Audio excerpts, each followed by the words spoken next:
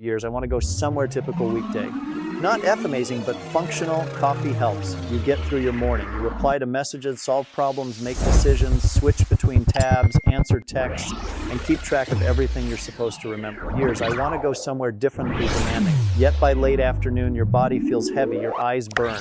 Even deciding what to make for dinner suddenly feels exhausting. It almost seems like your energy disappeared for no reason. But it didn't. And this is where it gets interesting. Years, I want to go somewhere different with this conversation. Your body doesn't the most energy-hungry organs you have. Every decision, interruption, notification, and unfinished tasks asks it to work just a little harder. One decision isn't a problem. One decision isn't a problem. A few hundred years. By the end of the day, your cell battery can feel just as depleted as your muscles would after hours of physical work. Most people mistake this for laziness. It's often mental fatigue quietly spilling over into the rest of the body. But the story doesn't stop there. Years, I want to go somewhere different, constant pressure. Your stress response tends to stay switched on longer than it should. Your heart rates may stay slightly elevated, muscles subtly tense. Even your breathing can become shallower without you noticing. None of these changes feel dramatic. Years, I want to go they're simply there, hour after hour. Eventually, your body begins acting as if it's been working nonstop, even if you've spent most of the day sitting down. Most people completely miss this part. Mental fatigue also changes the choices you make.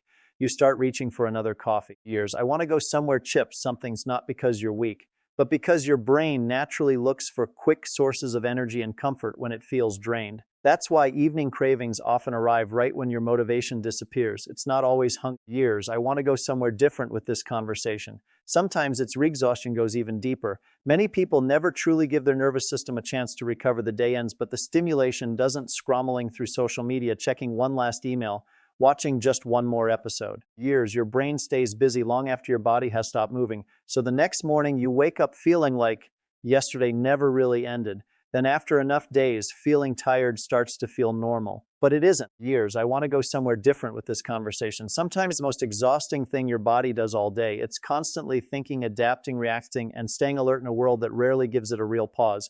Once you understand that, you stop asking why you're so tired after doing nothing. Years, and because your body was doing far more than you ever realized.